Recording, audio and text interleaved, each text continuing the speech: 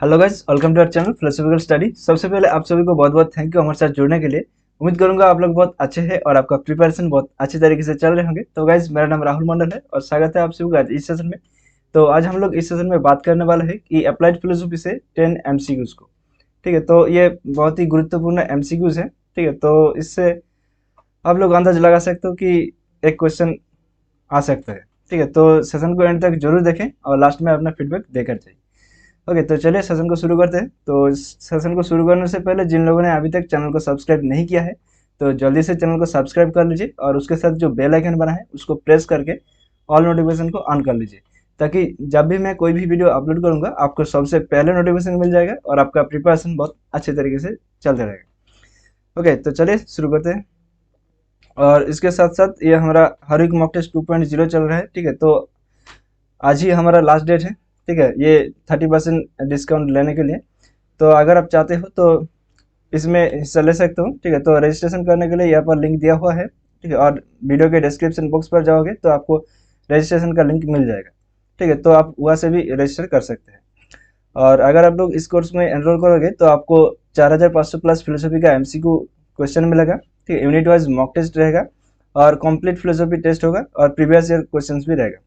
ठीक है, तो और इस कोर्स में आप लोगों को अनलिमिटेड पेपर 1 का मॉक टेस्ट जो है वो बिल्कुल फ्री में प्रोवाइड करूंगा। ओके, तो ये मेरा जीमेल आईडी और टेलीग्राम आईडी दिया हुआ है, तो आप मुझसे पूछ सकते हैं। अगर आपको किसी भी तरह का क्वेरीज है तो मुझसे कांटेक्ट कर सकते हैं।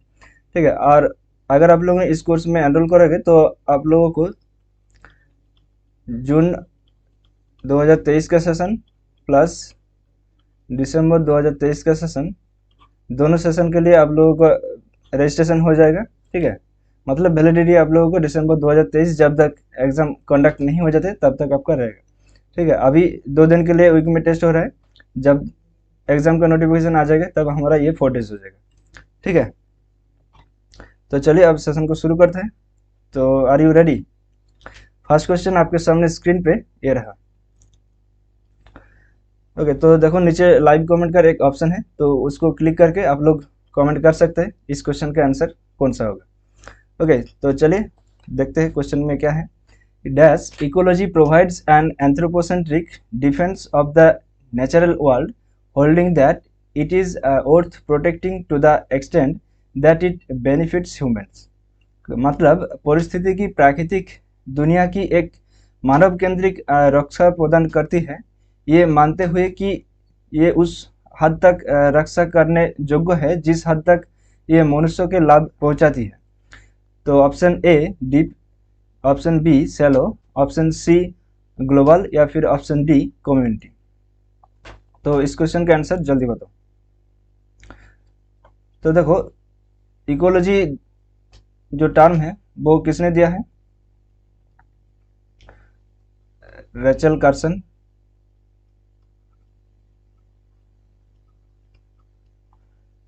राइट, और इससे प्रभावित होकर आर्नेस। राइट, तो आर्नेस ने प्रभावित हुआ था रिचल कार्सन के द्वारा। ठीक है, अब आर्नेस ने दो तरह का इकोलॉजी के बारे में बात किया है। एक है डीप इकोलॉजी और दूसरा है सैलो इकोलॉजी। ठीक है, तो अगर आप लोग ऑप्शन को डिलीट करना चाहते हैं तो ये जो ग्लोबल है और कम्युनिटी है ये दोनों तो डिलीट हो जाएगा। राइट, अब इन दोनों में से कौन सा होगा, डीप या फिर सैलो?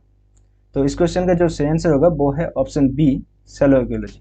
ठीक है, तो आप लोग एक बार गूगल पर सर्च कीजिए कि डीप इकोलॉजी का मतलब क्या है और उसको अपने स्टैटिक नोट्स पर लिख लीजिए।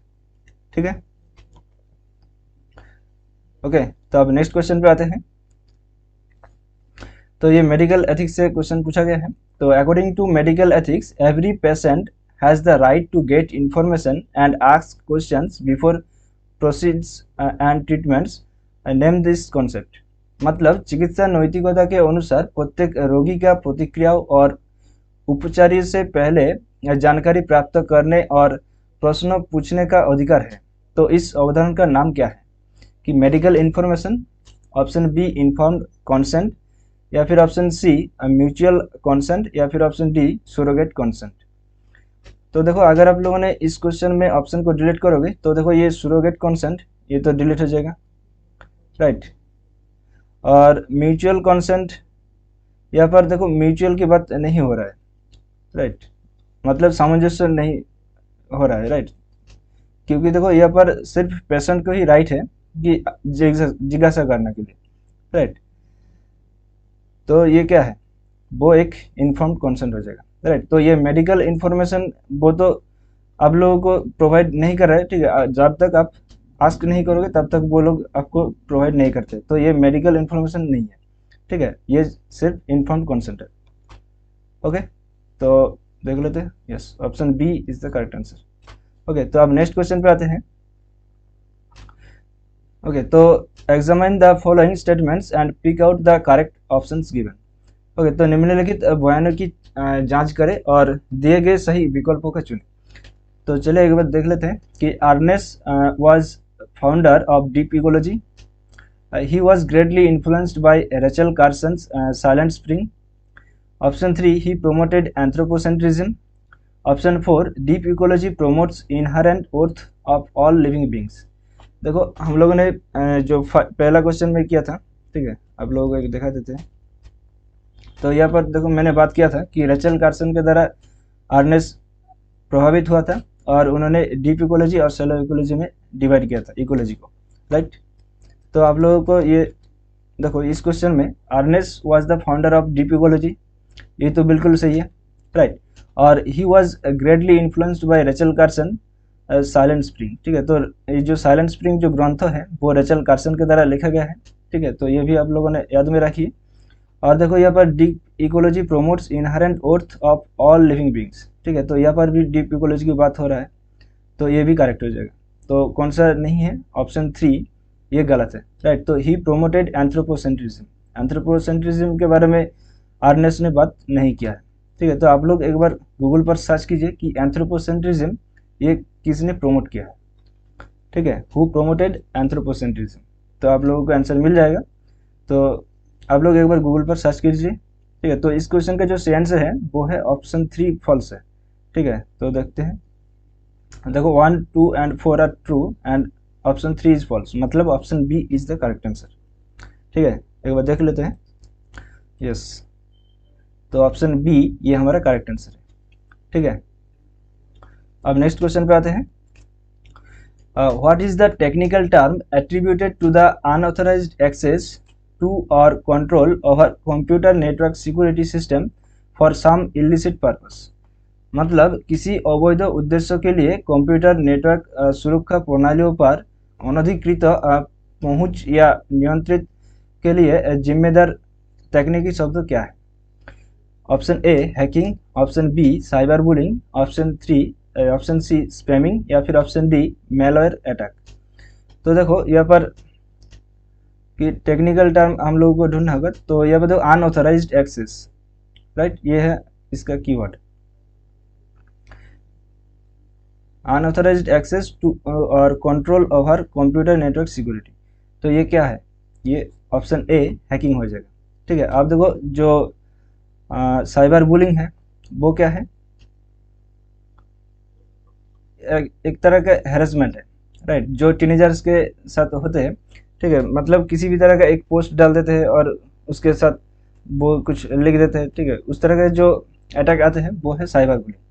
ओके, और वो सब किसी भी तरह के हो सकते हैं, लाइक आपके फेसबुक में कोई पोस्ट डाल देते हैं या फिर कोई ट्विटर में ट्वीट कर देते हैं आपके छवि के साथ, ठीक है, कुछ इधर उधर करके, तो वो क्या है, वो एक साइबर बुलिंग है, राइट। और स्पैमिंग क्या है, स्पैमिंग ये जो टर्म है वो आप लोगों को जीमेल में देखने को मिलेगा, राइट, कि जहाँ पर कंपनी का ऐड आ जाते हैं, राइट, तो मतलब अनऑथराइज्ड ईमेल है, वो है स्पैमिंग। और मेलवेयर अटैक ये क्या है कि आपके कंप्यूटर में किसी भी तरह का एक सॉफ्टवेयर इंस्टॉल कर देगा और वो अपने आप स्पाईवेयर की तरह काम करेगा, राइट, वो है मेलवेयर अटैक, राइट, मतलब अनऑथराइज्ड ये सारी है। लेकिन यहाँ पर जो देखो जो control over computer network security system की इलिसिट पर्पस के लिए वो है हैकिंग, ठीक है, देख लेते हैं। तो ऑप्शन ए ये हमारा करेक्ट आंसर है। ओके, तो अब नेक्स्ट क्वेश्चन पे आते हैं। मतलब dash is a distinctive sign that identifies certain goods और सर्विसेज प्रोड्यूस्ड और प्रोवाइडेड बाय एन इंडिविजुअल और ए कंपनी मतलब एक विशिष्ट चिन्ह है जो किसी व्यक्ति या कंपनी द्वारा उत्पादित या प्रदान की जाने वाली कुछ वस्तुओं या सेवाओं की पहचान करता है, वो क्या है? कि ऑप्शन ए कॉपीराइट, या फिर ऑप्शन बी ट्रेडमार्क, या फिर ऑप्शन सी पेटेंट, या फिर ऑप्शन डी इंडस्ट्रियल डिज़ाइन। तो अगर आप लोगों ने जो टर्म यहाँ पर अगर देखोगे तो वो है ट्रेडमार्क, राइट। यहाँ पर कॉपीराइट नहीं है, राइट। ये ट्रेडमार्क एक साइन है, राइट। जैसे कि ये जो लोगो है, ठीक है, वो एक मार्क है, राइट, एक ट्रेडमार्क आप बोल सकते हो। तो इस तरह से क्या होता है कि जो कॉपीराइट सिस्टम आता है या फिर किसी भी एक चीज़ को या फिर सर्विस को आइडेंटिफाई करने के लिए हम लोग इसको इस्तेमाल करते हैं, ठीक है। तो ये इंडस्ट्रियल डिज़ाइन ये नहीं है, राइट, वो ट्रेडमार्क है। तो अगर आप लोग एक बार इसको इस टर्म को एक बार गूगल पर जरूर सर्च कर लीजिए कि ट्रेडमार्क, तो आप लोगों को और बहुत सारे इन्फॉर्मेशन मिल जाएगा, ठीक है। वो सब अपने स्टैटिक नोट्स पर लिख लीजिएगा, ठीक है। ओके, तो आप देख लेते हैं एक बार। यस, तो ऑप्शन बी ट्रेडमार्क ये हमारा करेक्ट आंसर है। ओके, तो अब नेक्स्ट क्वेश्चन पे आते हैं।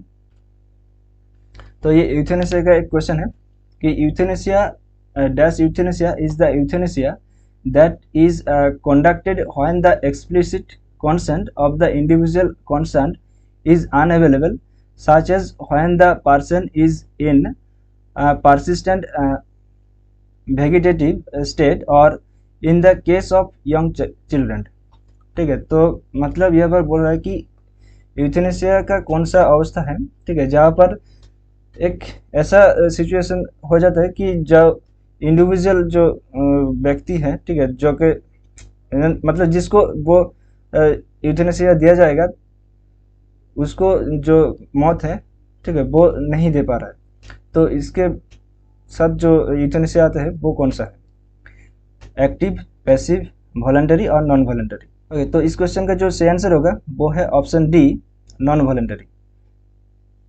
देखो, जब छोटा बच्चा की तरफ जो केस है, ठीक है, वो तो खुद जो उसका मौत है वो तो नहीं दे पाएगा, राइट। तो उसका जो पेरेंट्स है वो उसके लिए मौत देगा कि इसको यूथेनेसिया दिया जाए या फिर नहीं दिया जाए, राइट। और अगर किसी भी व्यक्ति का जो ऐसा सिचुएशन हो सकता है कि वो देने के लिए मतलब उसका ब्रेन डेथ हो गया या फिर कुछ भी हो गया, तो वो कंसर्न नहीं दे पा रहा है, तो उसके लिए भी ये नॉन वॉलंटरी एक्शन हो जाएगा, नॉन वॉलंटरी यूथेनेसिया, ठीक है। तो चलिए एक बार देख लेते हैं। यस, अब वॉलंटरी यूथेनेसिया क्या है कि जब जो पेशेंट है वो कंसर्न दे सकता है, तो वो वॉलंटरी यूथेनेसिया हो जाएगा, राइट। और एक्टिव और पैसिव यूथेनेसिया क्या है वो आप लोग जरूर कमेंट सेक्शन पर कमेंट करके बताइए, ठीक है।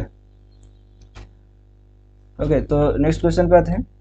A dash is an ethical point of view that extends inherent value to all living things and generates an understanding of how the earth works, particularly as it relates to its biosphere or biodiversity।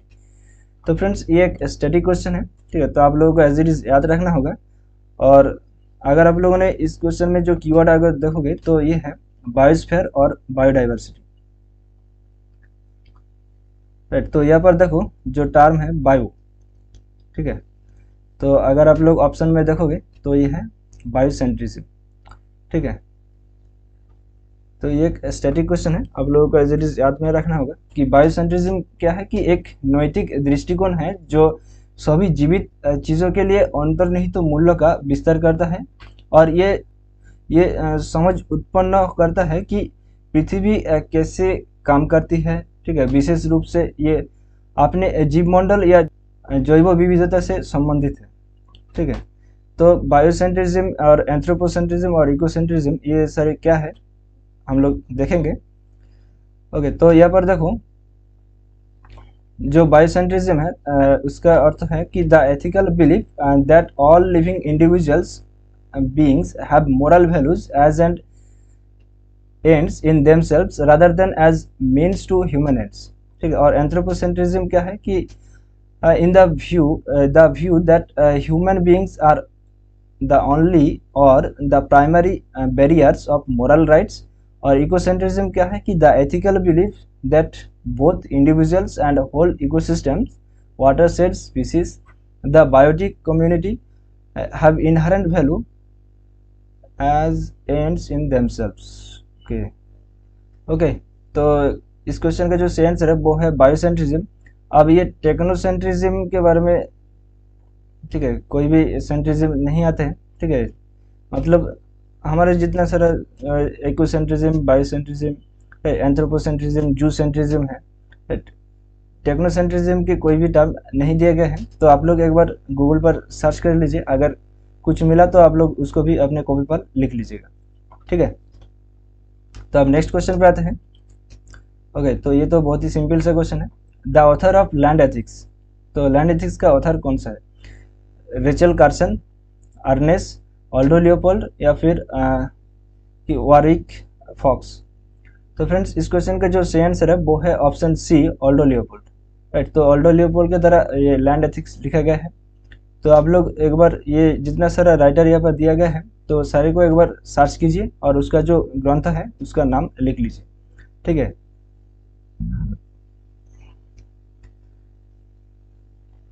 तो option C, Aldo Leopold is the correct answer. अब next question पे आते हैं।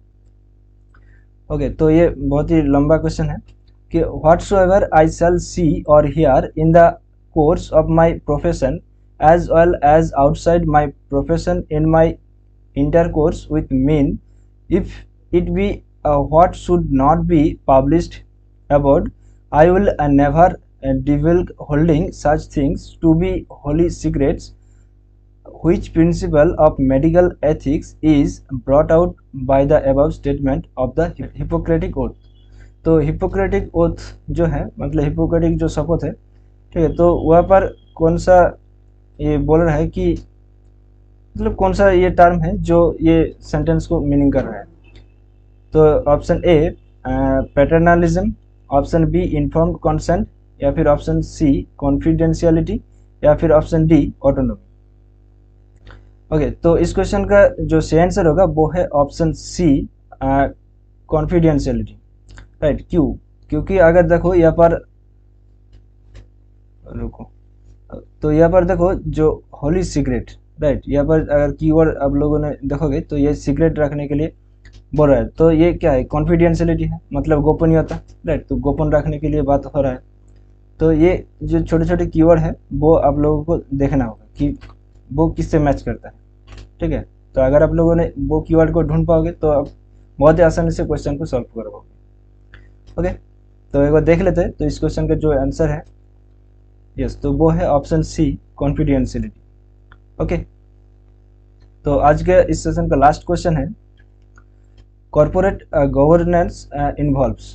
Okay, तो corporate governance में शामिल क्या है? कि option A, balancing the interest of company stakeholders, option B, not thinking about the stakeholders, या फिर option C, maximising the profit only, और नॉन ऑफ द अबव। तो कॉर्पोरेट गवर्नेंस में क्या आते हैं? देखो यहाँ पर ऑप्शन ए में क्या है कि balancing the interest of company stakeholders, ये तो बिल्कुल सही है, राइट। अब बाकी सारे को देख लेते हैं कि not thinking about the stakeholders, ये तो नहीं है, राइट। तो यहाँ पर थिंकिंग करता है। और maximising the profit only, right, यहाँ पर सिर्फ और सिर्फ प्रॉफिट के बारे में नहीं सोचा जाएगा, राइट। अगर प्रॉफिट के बारे में देखेगा तो ये जो एथिक्स है, कॉर्पोरेट एथिक्स या फिर बिजनेस एथिक्स, वो वहाँ पर वायलेट हो जाएगा, राइट। प्रॉफिट के बारे में सोचेगा लेकिन मैक्सिमम प्रॉफिट ओनली, ओनली यहाँ पर जो टर्म है, ठीक है, वो यहाँ पर नेगेट करता है, ठीक है। तो एक बार देख लेते हैं इस क्वेश्चन का जो सही आंसर है। यस, तो वो है option A, balancing the interest of the company stakeholders, ठीक है। तो आप लोगों को एक और क्वेश्चन है, बोनस क्वेश्चन, ठीक है, मैं लेकर आया हूँ। तो इस क्वेश्चन के बाद हम लोग इस सेशन को ख़त्म करेंगे। तो आर यू रेडी? तो अगर आप लोगों ने इस सेशन को अभी तक लाइक नहीं किया है तो जल्दी से सेशन को लाइक कर दीजिए और अपने दोस्तों के साथ जरूर शेयर कीजिए ताकि वो भी इस सेशन में जुड़ जाए। ओके, तो यहाँ पर देखो, which among the following is regarded as to achieve good corporate governance, ठीक है, मतलब निम्नलिखित में से किसे अच्छा कॉर्पोरेट प्रशासन प्राप्त करने के लिए माना जाता है? तो option A, it must act in the best interest of its owners. Option B, it must comply with relevant codes. या फिर option C, manage the risk. या फिर option D, all of the above. मतलब इसे अपने मालिकों के सर्वोत्तम हित के कार्य करना चाहिए, या फिर इसे प्रासंगिक कोडों का पालन करना चाहिए, या फिर ऑप्शन सी, जोखिम प्रबंधित, या फिर ऑप्शन डी, उपरोक्त सभी। तो फ्रेंड्स, अगर आप लोगों ने यहाँ पर देखोगे कि गुड कॉर्पोरेट गवर्नेंस के बारे में बात किया है, ठीक है, अचीव करने के लिए, तो क्या है कि ये जो इंटरेस्ट है ओनर्स के, ठीक है, ये तो एक्ट होना बहुत जरूरी है, right. It must act in the best interest of its owner, okay, ये तो रहेगा।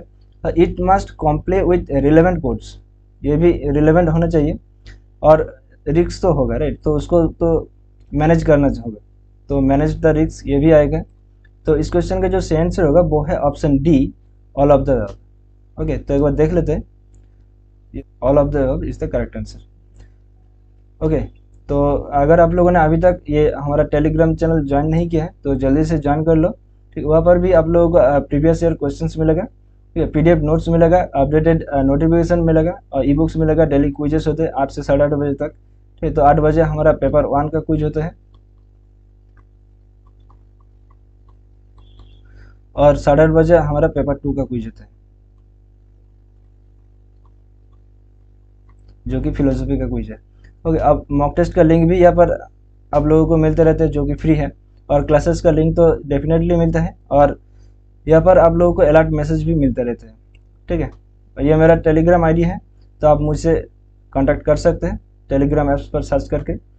ओके, डिस्क्रिप्शन बॉक्स पर जाओगे तो आप लोगों को टेलीग्राम चैनल का लिंक मिल जाएगा। तो अगर वो लिंक काम नहीं कर रहा है तो आप लोग सिंपली टेलीग्राम ऐप्स को ओपन कीजिए, ओपन करने के बाद सर्च कीजिए फिलोसॉफिकल स्टडी, तो आप लोगों को इस तरह का एक लोगो दिखाई देगा, ठीक है। तो इस लोगो पर क्लिक करके आप लोग ज्वाइन हो सकते हैं।